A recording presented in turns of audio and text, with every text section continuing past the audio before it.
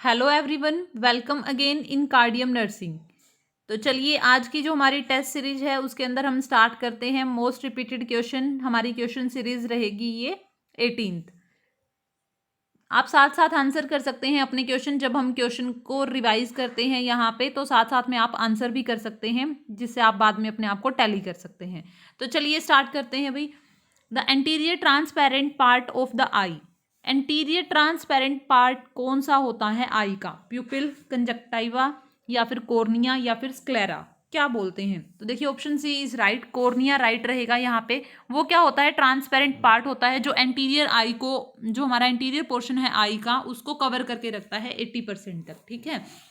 Next question is, second question is the main muscles of inspiration. Inspiration के अंदर कौन सी muscles है जो मेनली हम यूज करते हैं? Diaphragm, rectus abdominis, internal intercostal muscle या सेक्लेनस एंटीरियर। तो ये क्वेश्चन आप बिल्कुल रट लो कि ये तो आपको देखते ही आंसर आना चाहिए। जो मेन मसल है इंस्पिरेशन की वो कौन सी है? डायफ्राम। वो हेल्प करती है इंस्पिरेशन के अंदर। Next question is, central incisor appear eight. Central incisor कितने टाइम पे अपीयर होते हैं? ठीक है। तो जो हमारे सेंटर वाले टीथ होते हैं तो न्यूबॉर्न बेबी के अंदर कब अपीयर होते हैं? वो 10th month, 6 month, 4 month, 12 month.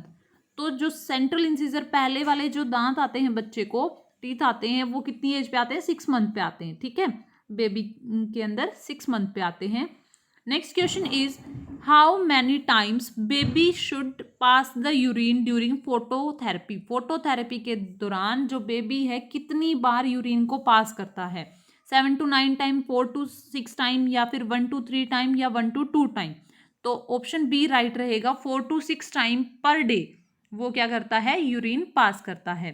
Next question is, which of the below is not a part of secondary prevention of mental illness.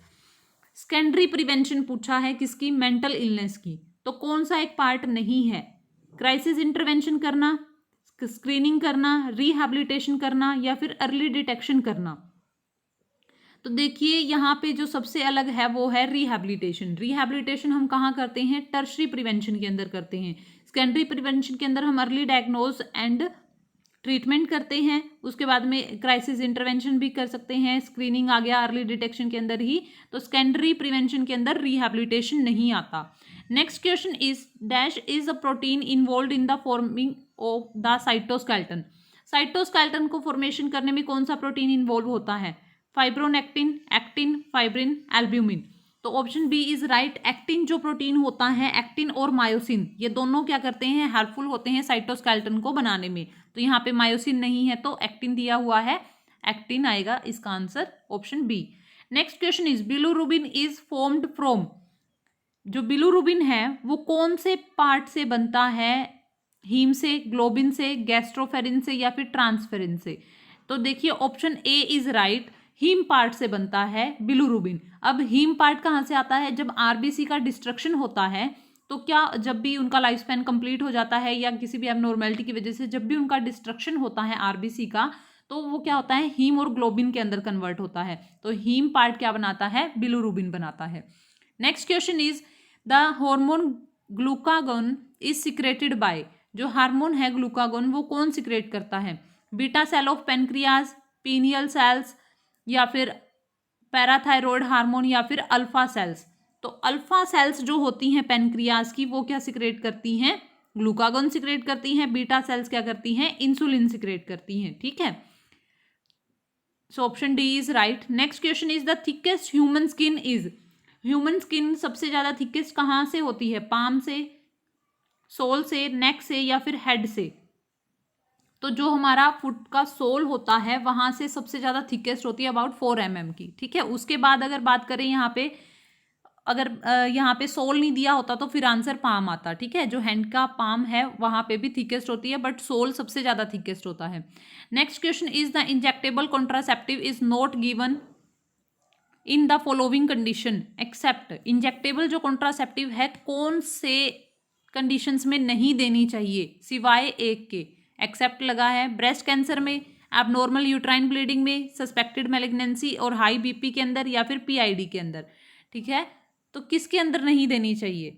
तो जो इंजेक्टेबल कॉन्ट्रासेप्टिव है वो हमें पीआईडी के अंदर नहीं, पीआईडी के अंदर देनी चाहिए, ठीक है। एक्सेप्ट पूछा है ना इसका, तो ऑप्शन डी राइट रहेगा, क्योंकि देखिए breast cancer, abnormal uterine bleeding हो रही है, वो वैसे ही नहीं रुकेगा वहाँ पे। उसके बाद में क्या हो जाएगा, जो सस्पेक्टेड मैलिग्नेंसी है, पहले से ही हाई बीपी और मैलिग्नेंसी है, तो इससे क्या होगा, हार्मोनल डिस्टर्बेंस और भी हो सकता है, तो उससे क्या हो सकता है, पेशेंट की कंडीशन खराब हो सकती है। इसीलिए हम क्या है, उसको इन कंडीशन के अंदर इंजेक्टेबल कॉन्ट्रासेप्टिव नहीं देंगे।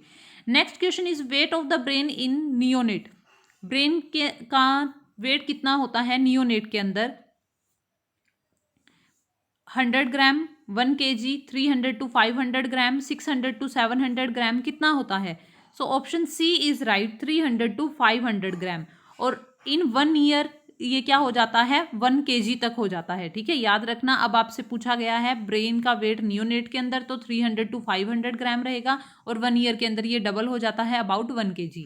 Next question is refrigerated breast milk क्या होता है, यूज नहीं करना चाहिए इफ इट इज बियॉन्ड, किसके बाद, 2 वीक के बाद, 4 वीक के बाद, या फिर 2 वीक के बाद, 48 आवर के बाद, या 1 वीक के बाद। ऑप्शन डी यहाँ पे प्रिंटिंग मिस्टेक है, तो आंसर यहाँ पे 48 आवर्स। 48 आवर्स के बाद अगर ब्रेस्ट मिल्क हमने रेफ्रिजरेटर में रखा हुआ है, कोई भी अगर बेबी एडमिट है निकू के अंदर या कैसे भी, तो वो 48 आवर्स के बाद यूज़ नहीं कर सकते, ठीक है, क्योंकि बाद में उसका जो न्यूट्रिटिव वैल्यू है वो नहीं रहती, तो उसको हम डिस्कार्ड कर देना चाहिए। Next question is first sign of sexual maturity in the boys. Boys के अंदर फर्स्ट साइन कौन सा होता है सेक्सुअल मेच्योरिटी का? तो increase of height, increase in facial hair, axillary hair, testicular enlargement. तो फर्स्ट साइन जो होता है क्या होता है, मैच्योरेशन ऑफ सेक्रोटम, ठीक है, और जो आपका टेस्टिक्युलर इनलार्जमेंट, तो मेल के अंदर यही फर्स्ट साइन होता है, testicular enlargement. Option D is right. Next question is Acyclovir 400 mg orally 3 times a day for 7 days is used for the treatment of, किसके लिए यूज करते हैं, गोनोरिया के लिए, वेजिनाइटिस के लिए, जेनेटल हर्प्स के लिए, या पोस्टपार्टम एंडोमेट्राइटिस के लिए, किसके लिए यूज करते हैं?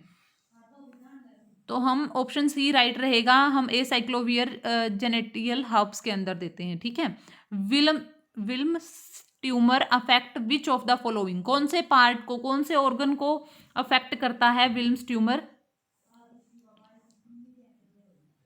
तो लीवर, किडनी, यूट्रस, या फिर ब्रेस्ट, किसको अफेक्ट करता है? तो विल्म्स जो सिंड्रोम होता है वो रिलेटेड होता है किडनी से। इसको हम बोल सकते हैं मेनली जो ये, इसको हम बोल सकते हैं कैंसर ऑफ किडनी, ये मेनली जो अफेक्ट करता है चिल्ड्रन को, और इसको हम बोल सकते हैं नेफ्रोब्लास्टोमा, ठीक है, विल्म्स ट्यूमर। और ये 3 to 4 ईयर्स की जो एज के बच्चे होते हैं उनके अंदर मेनली अफेक्ट करता है। इसके अंदर क्या हो जाता है, किडनी कैंसर, ठीक है। नेफ्रोब्लास्टोमा भी आए तो वही क्या है, विल्म्स ट्यूमर है।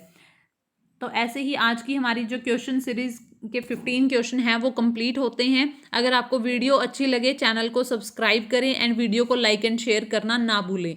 आपको ऑलवेज आप हमारे व्हाट्सएप ग्रुप को भी ज्वाइन कर सकते हैं, उसके अंदर आपको डेली की, जैसे कोई भी आपका नर्सिंग का एग्जाम होता है, फिर उसका एडमिट कार्ड आना, कब तक आप फॉर्म फिल कर सकते हैं, कैसे आप फॉर्म फिल कर सकते हैं, तो वो सारे जो PDF हैं आपको हमारे व्हाट्सएप ग्रुप के अंदर देखने को मिलेंगे। बने रहिए कार्डियम नर्सिंग के साथ। Thank you.